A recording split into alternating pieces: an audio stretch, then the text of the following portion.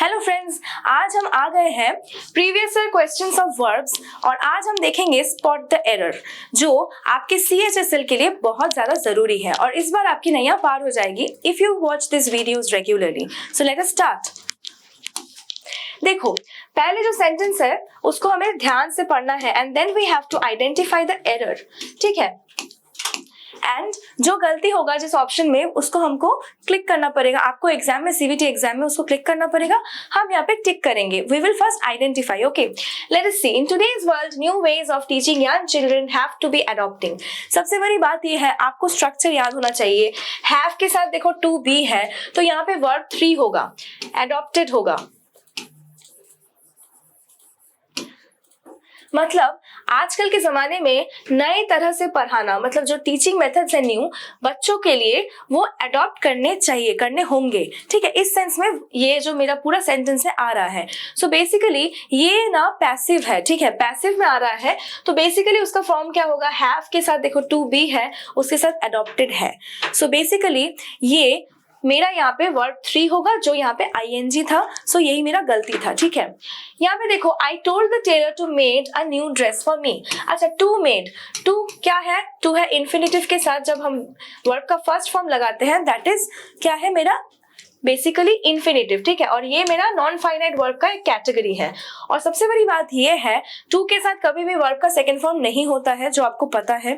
सो इसीलिए I told the tailor to make a new dress for me, not made. Okay, now see, this is the third question. यहाँ पे देखो, she wanted telling you whom you could approach for your problem. She wanted, अच्छा wanted के साथ एक to होना बहुत जरूरी है, उसके बाद होगा tell। देखो, she wanted to tell you whom you could approach for your problem। सबसे बड़ी बात है, wanted एक ऐसा वर्ड है जिसके साथ हम to को लगाते हैं। she wanted to do this, I want to do that, etc. I want to go there। so इसीलिए wanted के साथ to होगा और to के बाद क्या होगा, जो मैंने लास्ट एग्जाम मतलब क्वेश्चन में भी बोला, to के साथ मेरा होगा verb 1। और telling तो verb 1 नहीं है, telling तो ING फॉर्म है जो कि verb 1 plus ING होता है, but I just have to find the verb 1। Okay, तो टेल हो जाएगा। This is very easy. उसके बाद देखो, he was deposits all his money in banks. सबसे बड़ी बात ये है, उसने खुद डिपोजिट किया है। ठीक है, ही वॉज डिपोजिट्स, ये अजीब सा लग रहा है। सबसे बड़ी बात है, वॉज और मेरा वर्ब का थर्ड फॉर्म तभी लगता है, यहाँ तो चलो थर्ड फॉर्म है भी नहीं, कब लगता है जब पैसिव में हो रहा है, तो वो तो खुद कर रहा है। सबसे बड़ी बात ये तो एक्टिव में है, इतना तो मुझे समझ में आ रहा है, वो खुद कर रहा है। जब सब्जेक्ट खुद काम कर रहा है तो वो एक्टिव में है, जब सब्जेक्ट के द्वारा कोई काम किया जा रहा है तो वो पैसिव में है। यहाँ पे देखो वो खुद कर रहा है, सो ही। सबसे बड़ी बात है, ये मेरा रीसेंट पास्ट वाला फिनोमेना है। और मैंने क्या बोला था रीसेंट पास्ट में, रीसेंट पास्ट में होता है प्रेजेंट परफेक्ट टेंस। तो उसने बैंक अकाउंट में अपने सारे पैसे जमा कर दिए। He has deposited, so has plus मेरा वर्ब का third form. Okay, got it. Now let's see this question. यहाँ देखो, his relatives were presented at the station to see her off। सबसे बड़ी बात यह है, एक्टिव पैसिव बहुत कंफ्यूज कर रहे हैं, बट इसको ट्रांसलेट कर लो ना। his relatives were presented at the station to see her off, इसमें समझ में आ रहा है मुझे इस पार्ट में कुछ गलती आ रहा है। ठीक है, तो इसमें गलती कुछ तो होगा, क्योंकि देखो मीनिंग नहीं बन रहा है। उसके रिलेटिव्स को पेश किया गया था at the station to see her off, ऐसे होता है क्या? नहीं, उसके रिलेटिव्स प्रेजेंट थे, उपस्थित थे उस मतलब स्टेशन में उसको सी ऑफ करने के लिए, तो उपस्थित थे तो क्या होगा, वेयर प्रेजेंट होगा। तो यहाँ पे जो प्रेजेंटेड वर्ड लिखा हुआ है, इसका तो ये तो पैसिव में लिखा हुआ है ना कि पेश किया गया, तुमको कोई उपहार पेश किया गया, ऐसे सेंस में तो ये नहीं है। So basically you can definitely translate it into your own language so that you can understand कि यहाँ पे जो सब्जेक्ट है वो काम कर रहा है और उसके द्वारा कोई काम किया जा रहा है। और एक बात भी है कि सबसे बड़ी मतलब प्रॉब्लम जो मेरा जो हो रहा है कि एक्टिव पैसिव वाले सेंटेंसेस में मुझे दिख रहा है, उसमें सबसे बड़ा स्ट्रक्चर का मुझे समझना पड़ेगा। His relatives were present at the station to see her off। यहाँ पे मेरा बेसिकली सब्जेक्ट भी है, यहाँ पे मेरा वर्ब भी है और यहाँ पे ऑब्जेक्ट भी है। ठीक है, so basically this is an this is an active, ठीक है। और बाई हमेशा बाई नहीं लगता है, ठीक है। हमें देखना पड़ेगा कि खुद काम कर रहा है या किसी से काम करवाया जा रहा है। प्रेजेंट का मीनिंग भी चेंज हो रहा है इन बोथ द कॉन्टेक्स्ट, है ना। उसके बाद देखो next question, he went up to her and asked her why she had insulted him. देखो यहाँ पे वेंट है, यहाँ पे आस्क्स है, और एक चीज है रूल ऑफ पैरेललिज्म।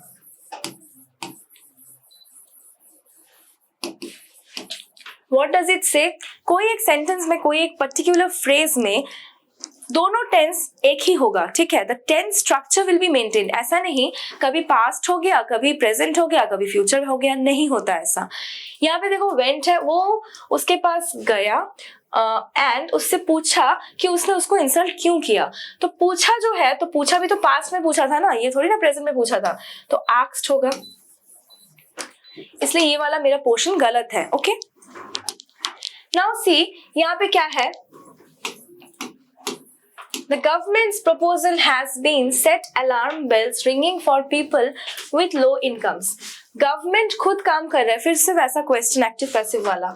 गवर्नमेंट का प्रपोजल, गवर्नमेंट ने अपना प्रपोजल सेट किया है, हैज सेट, यहाँ तक तो ठीक था। बीन की कोई जरूरत है क्या?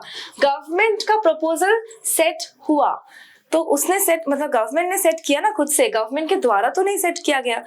तो क्या हो रहा है, मतलब गवर्नमेंट खुद से काम कर रही है, तो सब्जेक्ट है, उसके साथ मेरा है वर्ब, ठीक है। एंड हैज सेट व्हाट, ये है मेरा ऑब्जेक्ट। जब इस स्ट्रक्चर में मेरा चल रहा है, सो बेसिकली मेरा क्या हो रहा है, दिस इज एक्टिव। और पैसिव में क्या होगा, ऑब्जेक्ट पहले आ जाता है, उसके बाद आता है वर्ब, उसके साथ वर्ब में क्या आता है, वर्ब के साथ एक ऑक्सिलियरी भी आ जाता है। जैसे यहाँ पे हैज बीन, ये वाला जो वर्ब है ये आ सकता था अगर ये पैसिव में होता, तो एक ऑक्सिलियरी वर्ब के साथ उसके साथ मेरा वर्ब 3 बैठता है, ठीक है। लेकिन क्योंकि ये एक्टिव में है, इसीलिए the government's proposal has set alarm bells ringing for people with low incomes. So basically अभी ये सेंटेंस सही है, तो गलत कहाँ पे था, गलत यहाँ पे था, बीन नहीं होगा, सो बी ऑप्शन होगा। If children are treating her with respect they will behave accordingly. Are treating नहीं, चिल्ड्रन ट्रीट।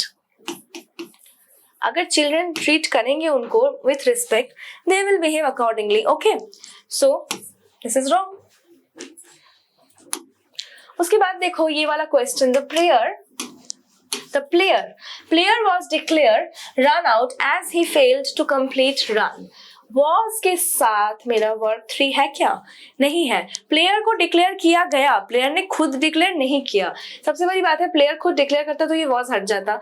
अच्छा, ये वॉज भी गलत हो सकता था, लेकिन देखो प्लेयर तो खुद डिक्लेयर कर रहा है, नहीं कर रहा है, यहाँ पे उसको डिक्लेयर किया गया था, तो वॉज डिक्लेयर होगा। मतलब एक पर्टिकुलर वर्ड में गलती है, यहाँ पे डिक्लेयर की जगह डिक्लेयर्ड होगा, क्योंकि basically this is in passive. Okay, यहाँ पे देखो, I couldn't hear what was she saying due to the noise of the planes taking off. देखो यहाँ पे क्या हो रहा है, यहाँ पे थोड़ा इन्वर्शन हो रहा है, यहाँ पे शी यहाँ पे आ जाता और वॉज यहाँ पे आ जाता, तो शायद मेरा सेंटेंस सही होता। क्योंकि देखो, I couldn't hear what she was saying due to the noise of the planes taking off. अच्छा, मैं अगर क्वेश्चन करूं, have you done your lunch,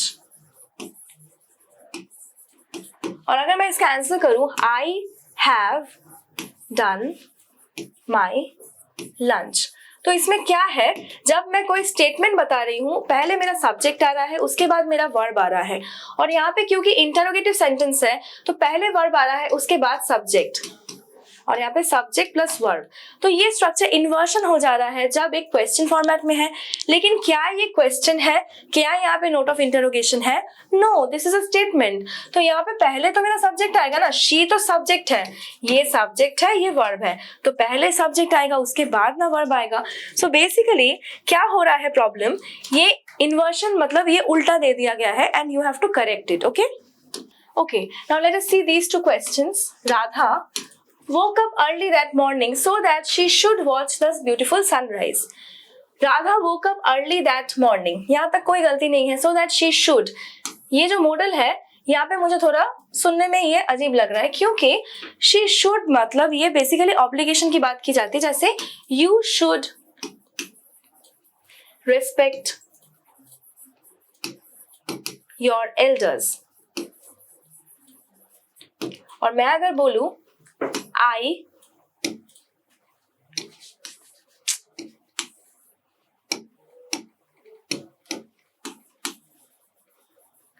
और मैं ऐसे बोल सकती हूँ कि I can do this work.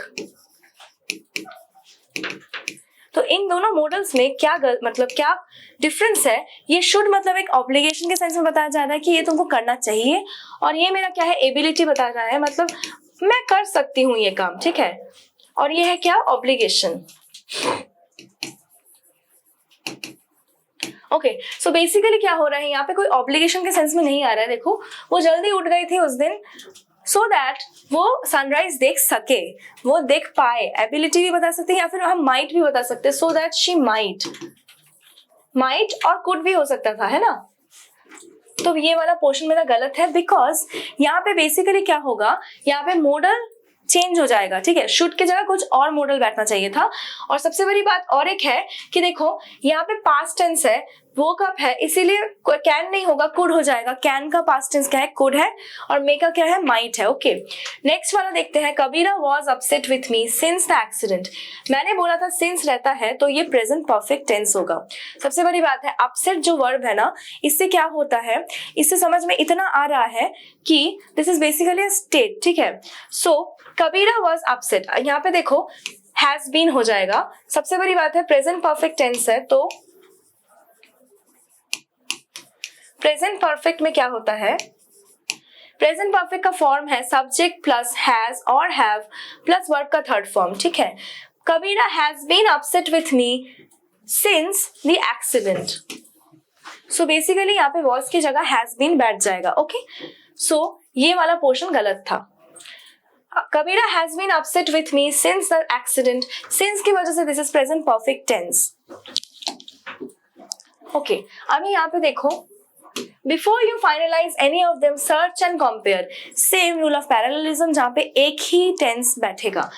Before you finalize any of them search and compare, यहाँ पे फाइनलाइज है, यहाँ पे सर्च है, ठीक है, लेकिन यहाँ पे जो कंपेयरिंग है दिस इज रॉन्ग, कंपेयर होबे, कंपेयर होगा, ठीक है।